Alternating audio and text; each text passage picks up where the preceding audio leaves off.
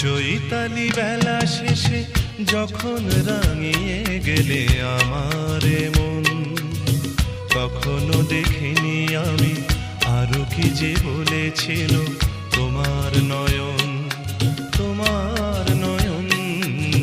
চৈতালি বেলা শেষে যখন রাঙিয়ে গেলে আমার মন, কখনো দেখিনি আমি আরো কি যে বলেছিল তোমার নয়ন, তোমার নয়ন।